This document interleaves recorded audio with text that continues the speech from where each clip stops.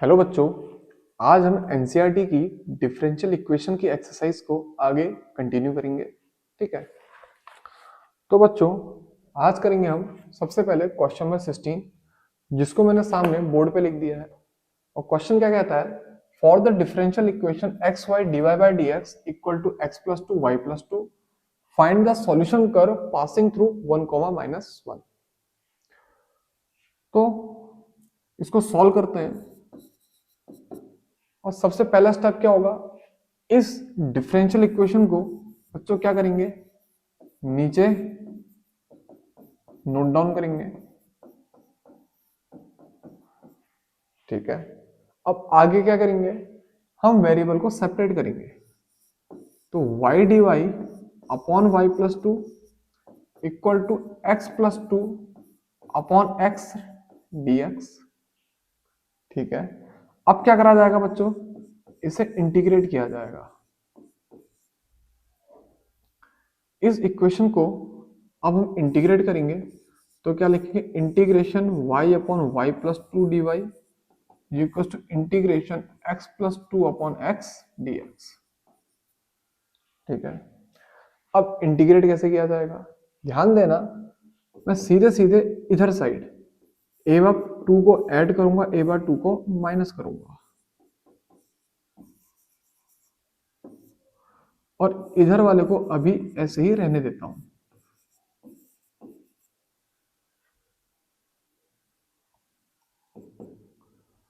अगला स्टेप क्या होगा बच्चों, डिनोमिनेटर को सेपरेट कर देंगे। तो क्या लिखेंगे, integration y plus two upon y plus two minus two upon y plus two, इस पूरे को ब्रैकेट में क्लोज करके बाहर से dy इक्वल्स टू इंटीग्रेशन, यहां पे भी बच्चों डिनोमिनेटर सेपरेट करेंगे, तो x upon x plus two upon x, और इस पूरे को ब्रैकेट में क्लोज करके dx। इतना समझ में आया। अब बच्चों y प्लस टू क्या हो जाएगा, कैंसिल, तो कितना आएगा, 1 - 2 अपॉन वाई प्लस टू, इस पूरे को ब्रैकेट में बंद करके बाहर से क्या लिख दिया जाएगा, dy। और बच्चों x से x भी क्या हो जाएगा, कैंसिल, तो इधर क्या लिखेंगे, 1 + 2 अपॉन एक्स, और बाहर से ब्रैकेट में क्लोज करके, मतलब इस पूरे टर्म को ब्रैकेट में क्लोज करके बाहर क्या लिख दिया जाएगा, dx। अब अगला स्टेप क्या होगा बच्चों, ये जो इंटीग्रेशन है इसको अंदर बांट दिया जाएगा। तो क्या लिखेंगे, integration 1 dy minus integration 2 upon y plus two d y equals to integration 1 dx plus integration 2 upon x dx। ठीक है बच्चों, dy का इंटीग्रेशन सीधे सीधे कितना आएगा, y माइनस टू को बच्चों बाहर ले लिया, अंदर क्या बचेगा, 1 upon y plus two d y integration 1 upon y plus two d y. बच्चों 1 का इंटीग्रेशन कितना होगा, x, 2 को बाहर ले लेते हैं, क्या बचेगा, इंटीग्रेशन 1 अपॉन एक्स dx। अब बच्चों ये क्या आएगा, y minus two, 1 upon y plus two का इंटीग्रेशन कितना आएगा बच्चों, log y plus two equal to x, तो ऐसे रहेगा बच्चों, प्लस टू भी ऐसे रहेगा, 1 अपॉन एक्स का इंटीग्रेशन कितना आएगा बच्चों, लॉग एक्स, और साथ में एक इंटीग्रेशन कांस्टेंट जोड़ेंगे c। इतना समझ में आया। अब इसके बाद बच्चों हमको क्वेश्चन में एक कंडीशन गिवन है, वो क्या गिवन है, ये जो पास कर रहा है कहां से कर रहा है, 1, -1, ये जो कर्व है 1, -1 से पास कर रहा है। तो इस कंडीशन की मदद से हम सबसे पहले क्या निकालेंगे, c की वैल्यू निकालेंगे। ठीक है, मैं लिखता हूं, put y equals to -1 and x equals to +1। तो क्या आएगा बच्चों, -1 - 2 log -1 + 2 equals to x, x यहाँ पे क्या पुट करना है, 1 + 2 लॉग x, x यहाँ पे क्या पुट करेंगे, 1 + c। समझ में आया बच्चों, y की जगह पे -1, इस y की जगह पे भी -1, इस x की जगह पे +1, और इस x की जगह पे +1।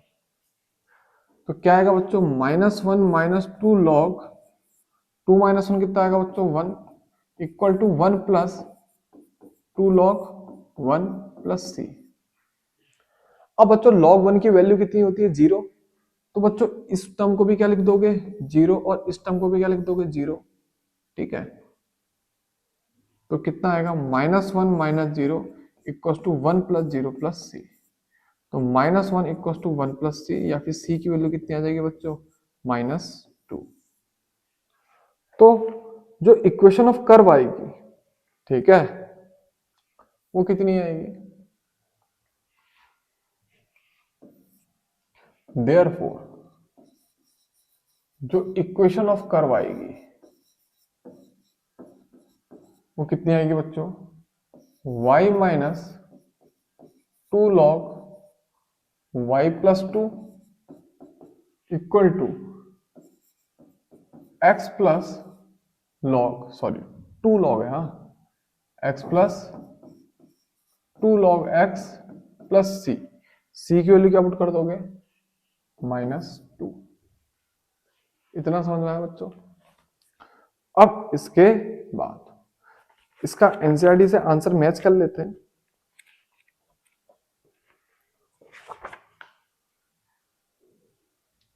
बच्चों एनसीईआरटी में जो आंसर गिवन है वो क्या गिवन है, y - x + 2 equal to log x का स्क्वायर ब्रैकेट में y + 2 का स्क्वायर। बच्चों एनसीईआरटी में इसका आंसर ये गिवन है, तो इसको इससे मैच करने के लिए ध्यान देना, y को यही रहा, इस x को यहां से यहां लेकर आ गए, क्योंकि x इधर है तो कितना आ जाएगा -x, ये -2 को भी इधर से इधर ले आए, मतलब RHS से LHS, तो कितना आ जाएगा बच्चों +2, और इक्वल टू क्या लिखेंगे 2 log x + 2 times of log y + 2। इतना समझ में आया। अगला स्टेप क्या होगा बच्चों, इसको क्या लिखेंगे log x का स्क्वायर प्लस log y + 2 का स्क्वायर।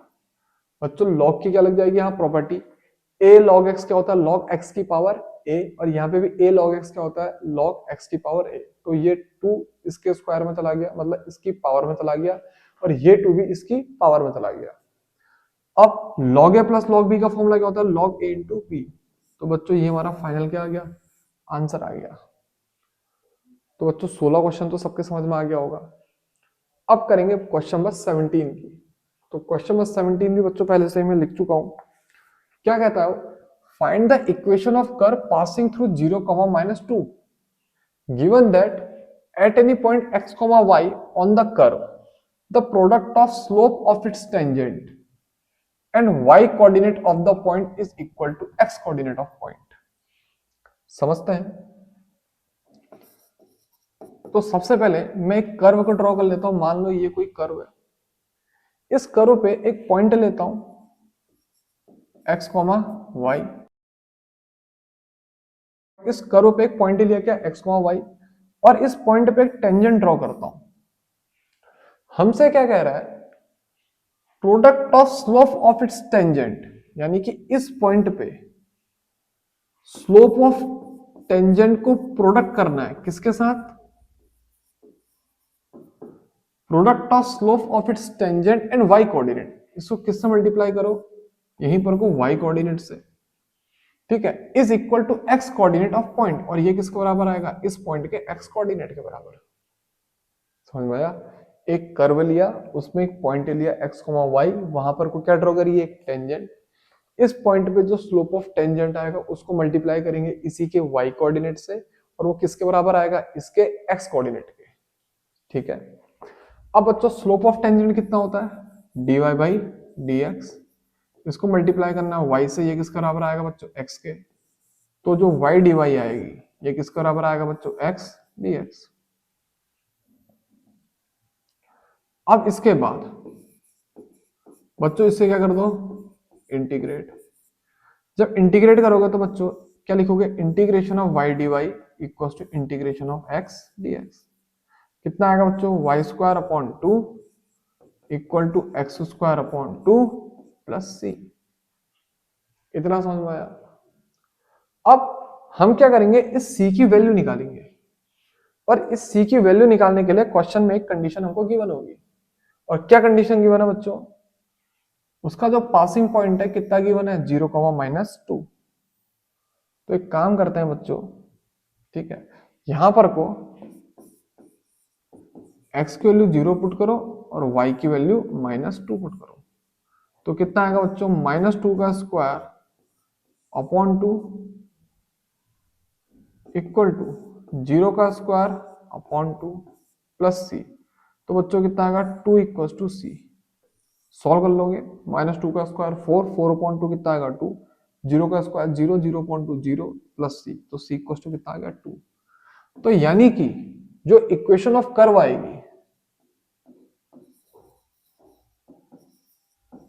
इक्वेशन ऑफ कर्व आएगी वो कितनी आएगी, y square upon 2 equal to x square upon 2 और c की वैल्यू कितनी आ जाएगी 2।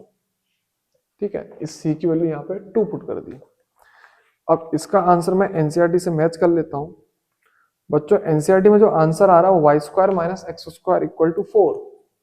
आसान है, एक काम करो बच्चों, y square upon 2 equal to x square plus 4 upon 2। मैंने क्या करा, यहाँ पे एलसीएम ले लिया मैच करने के लिए। ठीक है, एनसीईआरटी से आंसर मैच करने के लिए यहाँ पे के लिए एलसीएम, इस 2 से 2 क्या हो जाएगा बच्चे, कैंसिल। तो क्या आएगा, y square minus x square equal to 4। तो एनसीईआरटी में जो आंसर आ रहा है हमारा ये आ रहा है। ठीक है, इसको ये हमने प्रूफ कर दिया। ठीक है, अब इसके बाद क्वेश्चन नंबर बच्चों 18 क्या कहता है, उसको भी मैं पहले लिख चुका हूं। At any point x, y of a curve, the slope of tangent is twice the slope of line segment joining the point of contact to the point -4, -3. Find the equation of curve given that it passes through -2, 1। समझते हैं बच्चों क्या है सवाल। कह रहा है एक कर्व है, सवाल क्या कहना चाहता है, एक कर्व है, इस पे किसी पॉइंट पे स्लोप ऑफ टेंजेंट, तो यानी कि एक पॉइंट ले लेता हूं x, y, इस पे टेंजेंट ड्रॉ कर देता हूं। जो स्लोप ऑफ टेंजेंट है,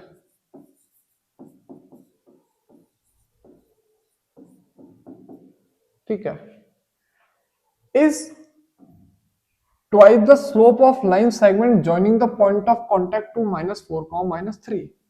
इसका मतलब एक पॉइंट और होगा कहीं बाहर, वो कितना होगा, -4, -3। इस पॉइंट से इस पॉइंट पे, इस पॉइंट समझना अच्छे से समझना, इस पॉइंट और इस पॉइंट को ज्वाइन करो। ये जो लाइन इसको ज्वाइन कर रही है वो क्या मान लो ए बी। तो जो स्लोप ऑफ टेंजेंट है वो 2 टाइम्स ऑफ किसका, slope of A B.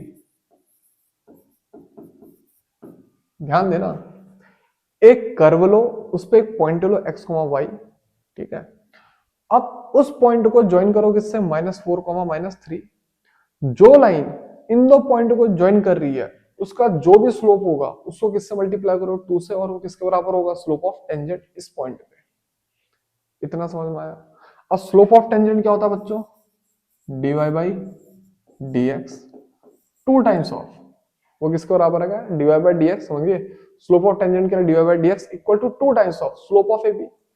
Slope of ab कितना आएगा बच्चों, स्लोप का फॉर्मूला तुमको पता होना चाहिए किसी भी लाइन सेगमेंट का, क्या होता है, y2 minus y1 upon x2 minus x1। याद है ना, तो वही फॉर्मूला बच्चों यहां पे लगेगा, y2 माइनस y1 यानी कि y minus -3, y minus -3 upon x minus -4। इतना समझ में आया बच्चों। अब इसके बाद ये क्या आएगा, dy by d x equal to 2 times of y plus 3 upon x plus 4।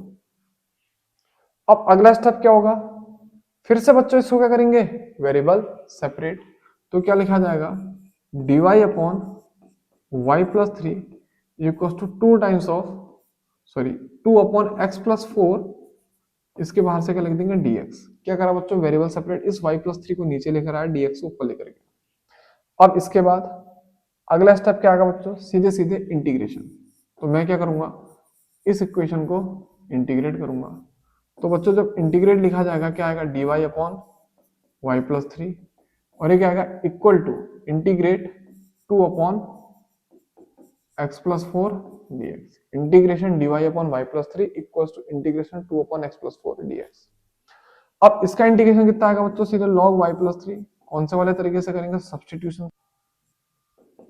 Equal to 2 times of integration 1/x+4 dx, और इसे क्या लिखेंगे, 2 times of log x+4 plus c।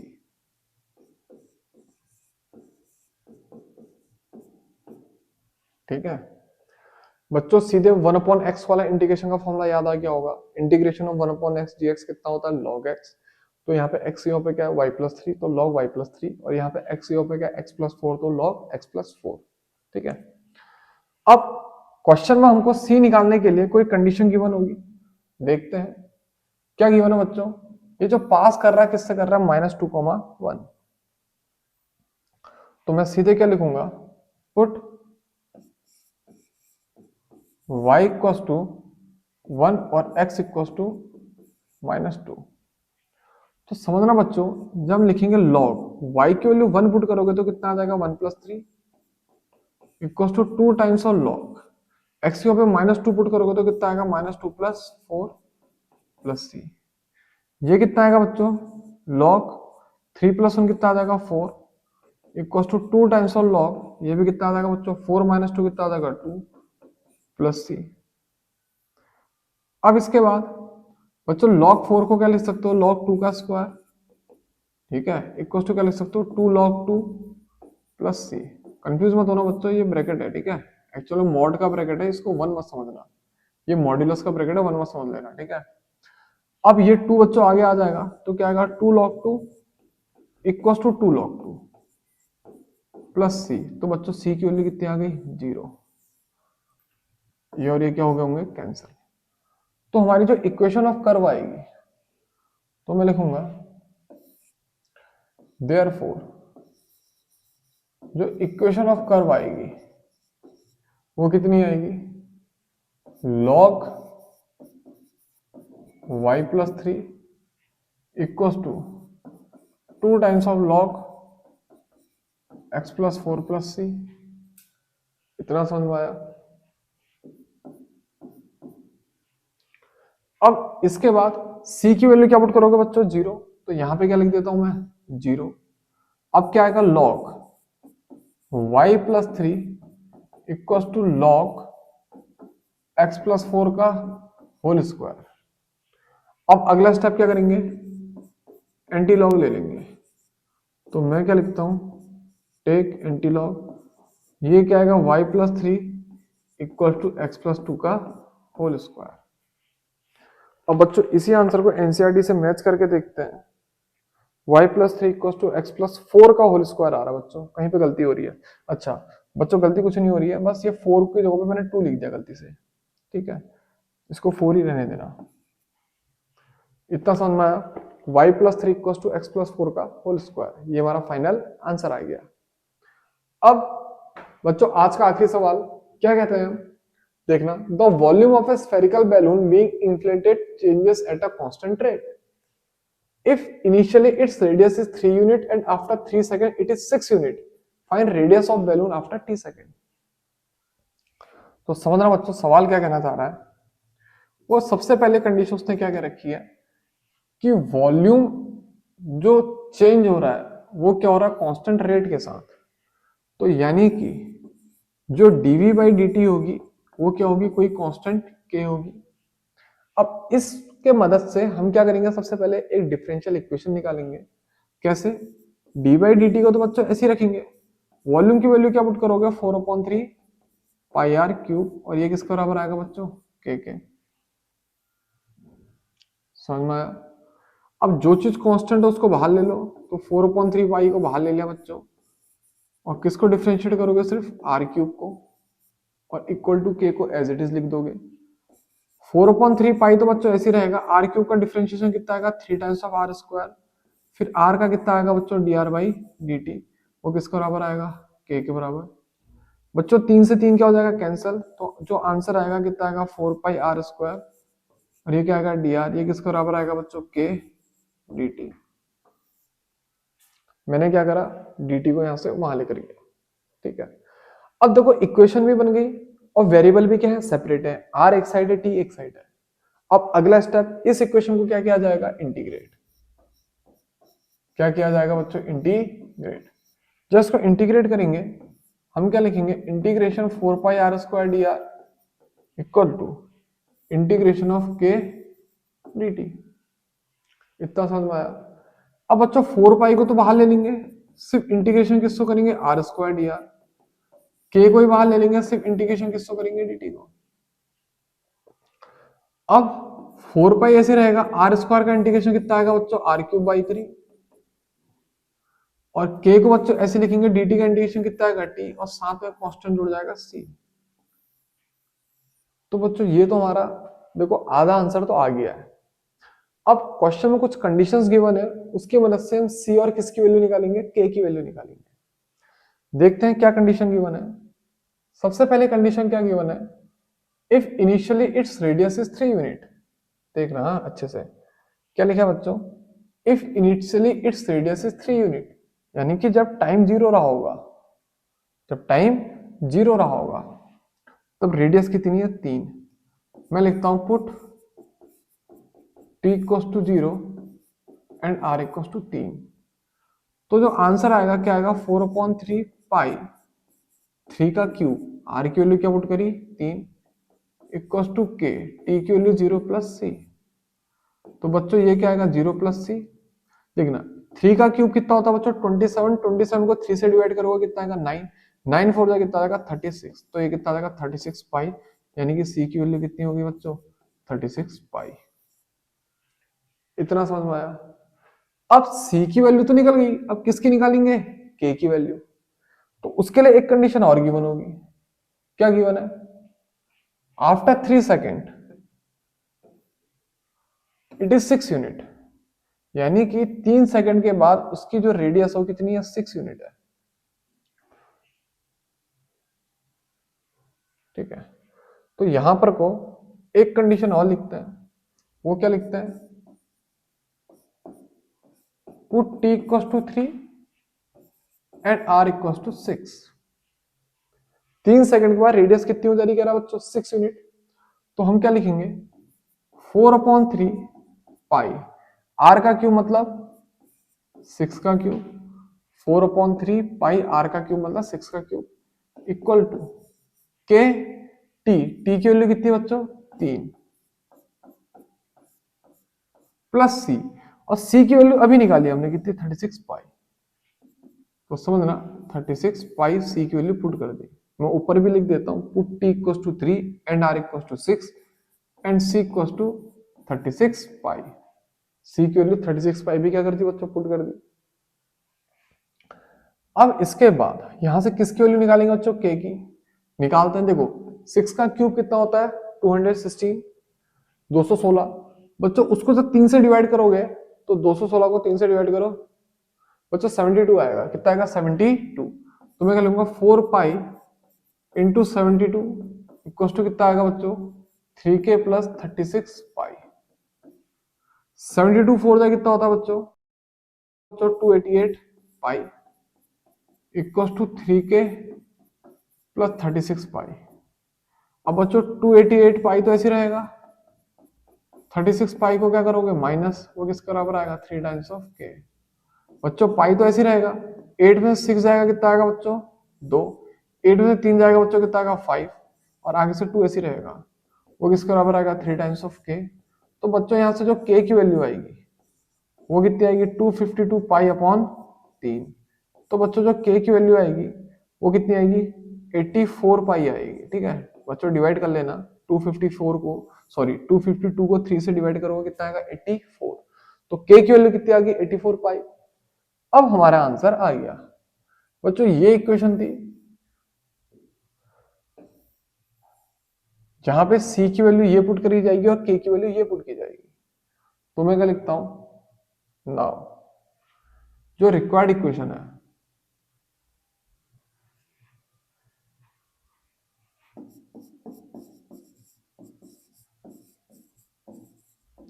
जिस इक्वेशन की हमको जरूरत है, रिक्वायर्ड इक्वेशन, वो क्या था, 4/3 पाई आर का क्यूब इक्वल्स टू के टी प्लस सी।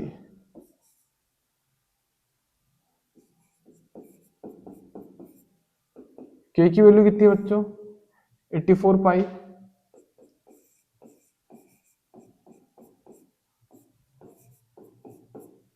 और सी की वैल्यू कितनी है बच्चों 36 पाई। और ये किसके बराबर है 4/3 पाई आर का क्यूब। बच्चों देखो पाई पाई पाई क्या हो जाएगा, तीनों में कैंसिल। बच्चों 4 से भी सबको कैंसिल कर दो।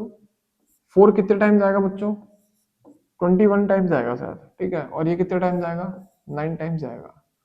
तो बच्चों जो आर क्यूब आएगा वो क्या आएगा 21t प्लस 9।